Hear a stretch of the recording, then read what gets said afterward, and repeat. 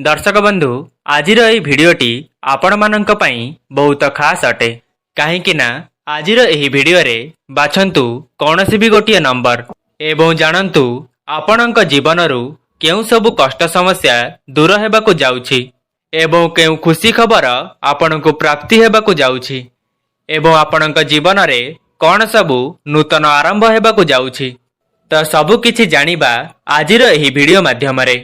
एहा पूर्वरु आपण मानंकु गोटिए अनुरोध एही भिडियोटी को संपूर्ण भावे शेष पर्यंत देखंतु एवं जानंतु आपणक जीवन रे केउ खुशी खबर अति शीघ्र मिलिबाकु जाउअछि। तेबे दर्शक बंधु आपणकु वर्तमान केवल गोटिए काम करिवार अछि। आपण स्क्रीन उपरे दुईटी नंबर देखुचंती।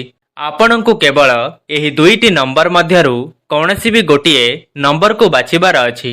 एही दुईटा नंबर मध्यरु आपणकु जोटा अधिक पसंद आसुछि सेही नंबरटी को बाछंतु एवं आपणक विषय रे कौन सबु कुहा जाइछि ताकु ध्यानर सहित शुणंतु। आपणक पई 5 सेकेंडर समय रहिछि। एही 5 सेकेंड मध्यरे आपण एही दुईटी नंबर मध्यरु कौनसी भी गोटिए नंबर को बाछंतु। ताहा पूर्वरु आपण मानंकु गोटिए अनुरोध आपण माने एही भिडियोटी को गोटिए लाइक करी कमेंट बॉक्स रे जय मां लक्ष्मी जय जगन्नाथ अवश्य लिखि दियंतु। तो एबे आसंतु जानिबा जो व्यक्ति विशेष माने प्रथम नंबरटी को बाछिचंती तो तांको जीवन रे कौन सबु बड़ परिवर्तन घटिबाकु जाउछि एवं केउ खुशी खबर आपणकु अति शीघ्र प्राप्ति हेबाकु जाउछि। देखंतु सर्वप्रथमे आपण जानि रखंतु कि आपणक जीवनरू केउ सबु समस्या समाप्त हेबाकु जाउछि। देखंतु आपण जणे इमोशनल व्यक्ति अटंती एवं साहाय्यकारी व्यक्ति अटंती एवं आपणक भितरे एमिति एक गुण रहिछि कि आपण सबु बेले भावंती लोक कौन कहिबे, मु एइटा करिबिनी मु सेइटा करिबिनी। एहाकु नेई आपण सर्वदा मन दुखरे रहिथांती कि लोक कौन कहिबे। वर्तमान समय रे आपण बहुत अधिक समस्या रे अछंती, हैरान हेउछंती, आपण बहुत अधिक कष्ट मध्य पाउछंती। तो सेई जो समस्या वर्तमान आपणकर समाप्त हेबाकु जाउछि। समस्त समस्यार एबे अंत हेबाकु जाउछि। आपणक मन रे एबे आसुछि कि लोक कौन कहिबे, मु से कथा आउ भाबिबी नाही, मो निज कथा भाबिबी। तो आपणक मन रे एहा निश्चित भावे आसुथिबो कि आपण भाबुछंती कि मु बहुत अधिक कष्ट पाई सारिलेणी। जदि आपण काहाकु भल पाउछंती किंबा आपणक परिवार रे काहाकु अधिक केयर करूछंती तो तांको पई आपण बहुत अधिक हैरान रे पड़ी सारिलेणी। सेही समस्या एबे आपणकर दूर हेबाकु जाउछि। आपण कौनसी कथा को नहीं द्वंद्व रे थिले, भाबुथिले कि एई कामटाकु मु करिबी ना करिबिनी। सेही सबु समस्या मध्य दूर हेबो। आपणकर समस्त द्वंद्व दूर हेबो। आपण वर्तमान भल भावरे जानि सारिलेणी कि केमिति डिसिशन निया हेबो। वर्तमान समय रे आपण सेही सबु समस्या को दूर करी आगकु बढ़िबाकु जाउचंती। आपणक सहित किछि घटना घटिछि किंबा आपणकु केही धोखा देइछंती किंबा परिवार रे तिक्तता देखा देइछि, जहा फल रे आपण बहुत अधिक दुख रे अछंती। आपणकु मु गोटिए कथा कहि रखुछि, आपण बहुत स्ट्रांग व्यक्ति अटंती। आपणकर जे जेते भी अनिष्ट चिंता कले मध्य आपणकर केबे भी अनिष्ट करि परिबे नाही। आपण बहुत अधिक धैर्यशील व्यक्ति अटंती। आगामी मास गुड़िकरे आपणक पई बहुत भल समय आसीबाकु जाउछि। आपण जणे बहुत विश्वासी व्यक्ति अटंती। बहुत जल्दी काहाकु ना काहाकु विश्वास करि दियंती। आपणक सांगकु हेउ किंबा आपण जाहाकु भल पाउछंती तांकु अति शीघ्र विश्वास करि दियंती। तो विश्वास करिबा बदल रे सेमाने आपणक विश्वास रे धोखा देइथांती, आपणक सहित विश्वासघातकता करिथांती। सेथिपई आपण सर्वदा दुखी रहिथांती। आपणक पई बहुत भल समय एबे आसी जाइछि। आपण सेही सबु समस्यारू खूब शीघ्र मुक्त हेबाकु जाउछंती। आपण आउ दुख प्रकाश करंतु नाही, काहेकि ना आगामी दिन मानंकरे आपणकर माइंड चेंज हेबाकु जाउछि। आपण बहुत स्ट्रांग व्यक्ति हेबाकु जाउछंती। ଆପଣଙ୍କ ଜୀବନରେ ଭଲ ପରିବର୍ତ୍ତନ ହେବାକୁ ଯାଉଛି। ତେବେ ଦର୍ଶକ ବନ୍ଧୁ, ଯଦି ଆପଣ 1 ନମ୍ବର ସଂଖ୍ୟାଟିକୁ ବାଛିଥିଲେ ତାହେଲେ କମେଣ୍ଟ ବକ୍ସରେ ଜୟ ମା ଲକ୍ଷ୍ମୀ ଅବଶ୍ୟ ଲେଖିଦିଅନ୍ତୁ।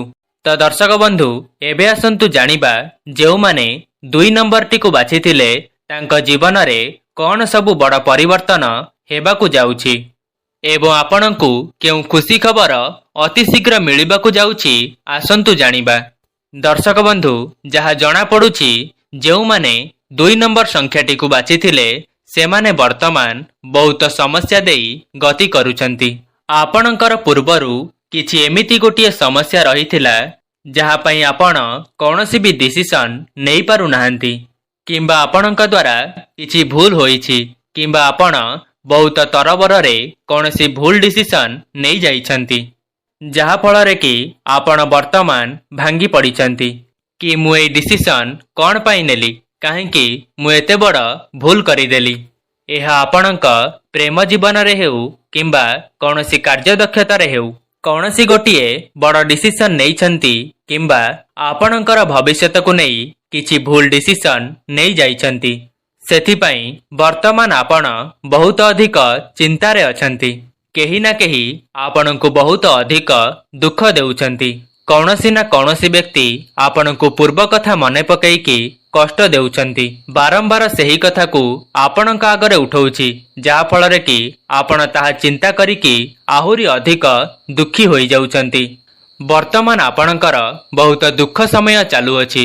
ଆପଣ ବର୍ତ୍ତମାନ ଏହା ଜାଣିପାରୁନାହାନ୍ତି କି କ'ଣ କରିବେ ଏବଂ କ'ଣ କରିବେ ନାହିଁ, କାରଣ ପୂର୍ବରୁ ଆପଣ ଏମିତି କିଛି ଡିସିସନ ନେଇଯାଇଥିଲେ କି ବର୍ତ୍ତମାନ ସେ ଭୁଲ ବୋଲି ସାବ୍ୟସ୍ତ ହୋଇଯାଇଛି।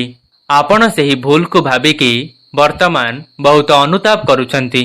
ଯଦି ଆପଣ ଏହି ସବୁ ସମସ୍ୟା ଦେଇ ଗତି କରୁଛନ୍ତି ତ ମୁଁ ଆପଣଙ୍କୁ ଗୋଟିଏ ସମାଧାନ ବତେଇବି। ଜୀବନରେ ମଣିଷ ମାତ୍ରକେ ଭୁଲ ହୋଇଥାଏ। ସମସ୍ତ ମନୁଷ୍ୟ କିଛି ନା କିଛି ଭୁଲ କରିଥାନ୍ତି। ସେହିଭଳି ଆପଣଙ୍କ ଜୀବନରେ ମଧ୍ୟ କିଛି ଭୁଲ ହୋଇଯାଇଛି। ଭଗବାନ ସ୍ୱୟଂ ମଧ୍ୟ ଭୁଲ କରିଥିଲେ। ଆପଣ ତ ମନୁଷ୍ୟ ମାତ୍ର। ଯେଉଁ ଭୁଲ ଆପଣଙ୍କ ଦ୍ୱାରା ହୋଇଛି ସେହି ଭୁଲକୁ ନେଇ ଆଉ ବହୁତ ଅଧିକ ଚିନ୍ତା କରନ୍ତୁ ନାହିଁ, କାହିଁକି ନା ଯେଉଁଟା ହେବାର ଥିବ ତାହା ଯେମିତି ଭାବରେ ହୋଇକି ହିଁ ରହିବ। ଆପଣଙ୍କ ଜୀବନରେ ଯାହା ବି ହେବାର ଥିଲା ତାହା ହୋଇସାରିଛି। ବର୍ତ୍ତମାନ ଆପଣ ଏବେ ଭାବନ୍ତୁ କି ଆପଣ ସେହି ପରିସ୍ଥିତିରୁ କେମିତି ବାହାରିବେ। ଆପଣଙ୍କ ପାଇଁ ବହୁତ ଭଲ ସମୟ ଆସିଯାଇଛି। ଆପଣ ମନେ ମନେ ଯାହା ବି ଚିନ୍ତା କରୁଥିଲେ ତାହା ଖୁବ୍ ଶୀଘ୍ର ପୂରଣ ହେବାକୁ ଯାଉଛି। ଆଗାମୀ 4 ମାସ ମଧ୍ୟରେ ଆପଣଙ୍କ ପାଇଁ ସମସ୍ତ ମାର୍ଗ ଖୋଲିଯିବ। ଆପଣ ସମସ୍ତ କ୍ଷେତ୍ରରେ ଉନ୍ନତି କରିବେ। ଦେଖନ୍ତୁ, ଆଉ କେତେ ଜଣଙ୍କ ମଧ୍ୟରେ ଏମିତି ବି ଦେଖାଯାଉଛି କି ତାଙ୍କର ଫାଇନାନ୍ସିଆଲ ପ୍ରୋବ୍ଲେମ ବହୁତ ରହୁଛି, ଆର୍ଥିକ ସମସ୍ୟା ଦେଇ ଗତି କରୁଛନ୍ତି। ତ ଆଗାମୀ ଦିନମାନଙ୍କରେ ଆପଣଙ୍କୁ 4 ଦିଗରୁ ଧନ ପ୍ରାପ୍ତି ହେବ। ଆଗାମୀ 4 ମାସରେ ଆପଣ ଦେଖିବେ ବିଭିନ୍ନ ଦିଗରୁ ଆପଣଙ୍କୁ ଅର୍ଥ ପ୍ରାପ୍ତି ହେବ। ଆପଣ ପଇସା କିଛି ସଞ୍ଚୟ କରିପାରିବେ। ଆପଣଙ୍କର ଦୈନିକ ଆୟରେ ବୃଦ୍ଧି ଘଟିବ। ତ ଦର୍ଶକ ବନ୍ଧୁ, ଯଦି ଆପଣ 2 ନମ୍ବର ସଂଖ୍ୟାଟିକୁ ବାଛିଥିଲେ ତାହେଲେ କମେଣ୍ଟ ବକ୍ସରେ ଜୟ ଜଗନ୍ନାଥ ଅବଶ୍ୟ ଲେଖିଦିଅନ୍ତୁ। ଆଜି ପାଇଁ ରହୁଛି, ନମସ୍କାର।